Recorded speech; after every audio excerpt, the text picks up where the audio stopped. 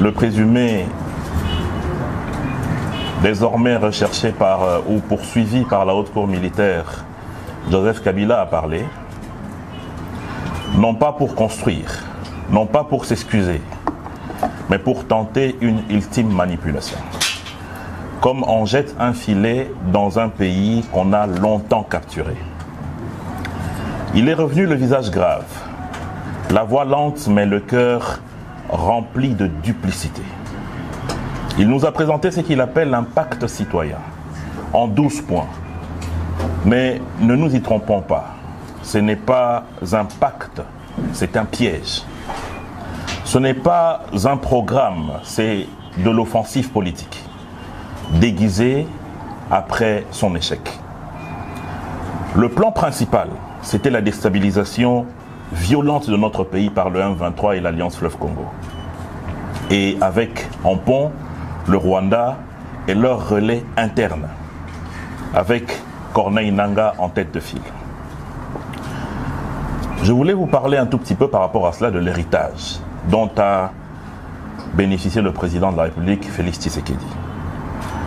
Car Joseph Kabila, dans son allocution, a voulu effacer l'histoire. Mais nous, peuple, on a la mémoire. Ce que l'ancien président n'a pas dit, c'est que les larmes de la partie est de notre pays ont coulé sous son règne. Non pas comme un accident, mais comme le fruit d'un calcul politique froid et cynique. Parce que nous nous posons des questions. Qui a intégré Bosco Ntaganda dans notre armée comme général, mais qui ensuite a revendiqué la nationalité rwandaise à la CPI? Qui a fait de Laurent Nkunda général de notre armée après qu'il ait participé à la guerre de 6 jours aux côtés des forces rwandaises, cette guerre qui a endeuillé nos compatriotes de Kisangani en force militaire grâce à un accord de paix fictif? Qui a permis les atterrissages nocturnes à Rutshuru, Bunagana, pour ravitailler les terroristes en armes, munitions, hommes et en stratégie? On se souviendra très bien que sous la présidence de Joseph Kabila, le territoire congolais avait été fragmenté en zone d'influence mafieuse, dans l'Est surtout. Des officiers étrangers opéraient au cœur même de notre armée grâce à des mixages, brassages et mélanges alambiqués afin de placer le chanrançon dans le fruit. Et grâce à cette alchimie, l'Est du Congo est devenu un désert diplomatique et un abattoir silencieux.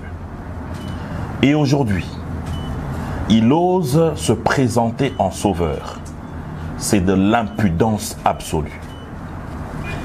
Car la stratégie montée était en 3 phases. Première phase, déstabilisation de l'armée. 243 Congo Yassika, votre chaîne de veille patriotique, votre chaîne de veille mentale. 243 Congo Yassika, Congolais debout, Congolais téléma. Grâce à des mixages et à des brassages, notre armée a longtemps été affaiblie, avec des militaires à solde faible et aucune loi de programmation militaire. Et dans l'entretemps, le M23 a été renforcé en hommes, logistique et financement. Les relais, les anciens réseaux du pouvoir qui aujourd'hui veulent redevenir les sauveurs de la RDC. L'objectif était simple, prendre Goma, Bukavu, ensuite Kisangani et le Haut-Katanga. S'aimer le chaos et forcer l'État à s'agenouiller. Comme ça n'a pas marché, il fallait la phase 2. Mener une guerre psychologique. Attaque médiatique. Désinformation. Démoralisation des troupes. Faire croire en l'échec de l'État. Amplifier les défaites de notre armée.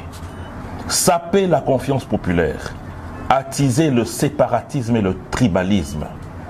En instigant que certaines tribus ou certaines ethnies de notre pays étaient stigmatisées sous le pouvoir de Félix Tshisekedi. Et enfin, comme tout cela n'a pas marché, la récupération politique. C'est ce qui s'est passé hier.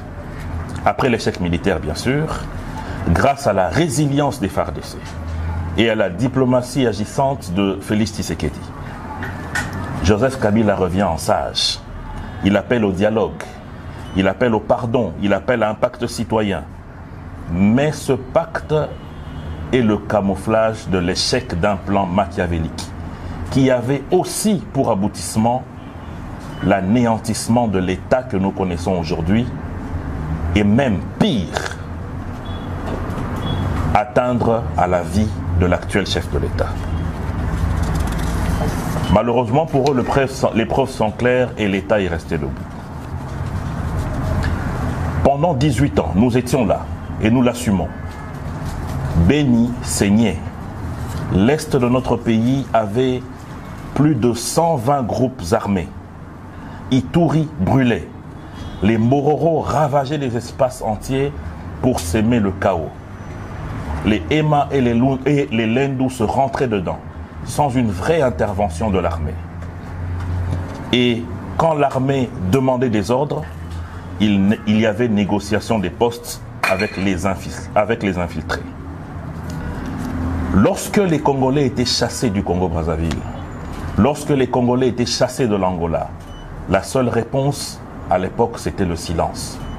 Alors qu'aujourd'hui, chaque action contre le peuple a une réponse correspondante. Aujourd'hui, on ose dire que le régime actuel a perdu le monopole de la violence légitime. Ce monopole, il a été éliminé et sacrifié à chaque table de négociation, de brassage et de mixage. Dieu merci, grâce à un Parlement réveillé, nous avons réussi à mettre un terme à cette action qui consiste à faire rentrer dans notre armée des éléments qui demain vont être des déstabilisateurs de notre système. 243 Congo Yassika, votre chaîne de veille patriotique, votre chaîne de veille mentale. 243 Congo Yassika, Congolais debout, Congolais téléma.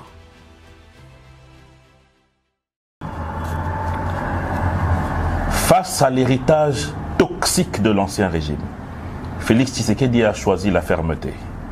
Il a refusé de négocier avec les pantins tant que ces derniers seraient sous le joug de Kigali. Il a demandé de comptes au Rwanda. Il a réarmé notre diplomatie. Il a renforcé la coopération militaire. Il a donné de la valeur à nos militaires via une loi de programmation mais aussi une augmentation de leurs soldes. Il a débuté les équipements modernes pour notre armée. Il a doté les FARDC des institutions hospitalières qui leur permettent aujourd'hui de mieux vivre, ainsi que leurs dépendants.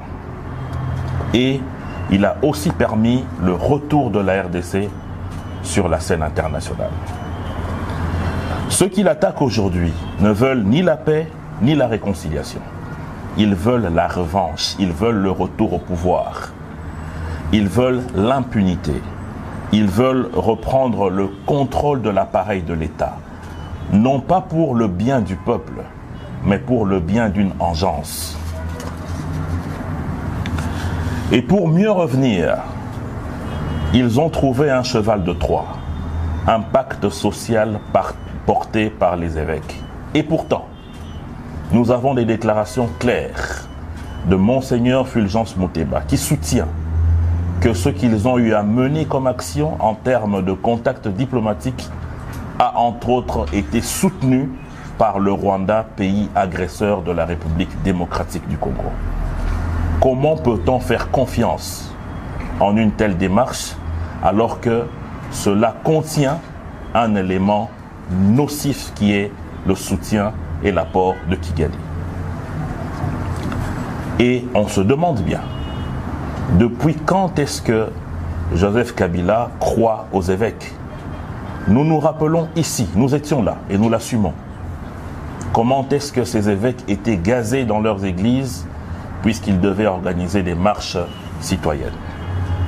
Bizarrement, ces évêques aujourd'hui devienne la solution. Chose grave, dans son passage médiatique d'hier, personne n'a entendu une seule phrase où le Rwanda a été condamné, où le M23 a été apostrophé, où l'AFC a été condamné, où Corneille Nangaa et tous les autres terroristes ont été épinglés. Par contre, on a choisi délibérément de vilipender le pays et de s'attaquer au chef de l'État. Il crache ainsi sur le gouvernement d'un pays et l'intention est très claire. Blanchir les criminels, absoudre les terroristes et donner un blanc-seing au Rwanda, pays agresseur de notre chère patrie. Nous voulons dire ici que nous ne céderons pas et que nous n'allons pas accepter qu'il y ait des prises en otage de notre nation. La démocratie, telle que déclinée aujourd'hui, ne donne qu'un seul moyen pour arriver au pouvoir, les élections. Il n'est donc plus acceptable aujourd'hui que les conciliabules, que des méthodes qui apportent la mort puissent être aujourd'hui utilisées pour que des personnalités qui pensent que la République démocratique du Congo leur appartient puissent revenir aux affaires. 243 Congo Yassika, votre chaîne de veille patriotique, votre chaîne de veille mentale. 243 Congo Yassika, Congolais, debout, Congolais, Téléma.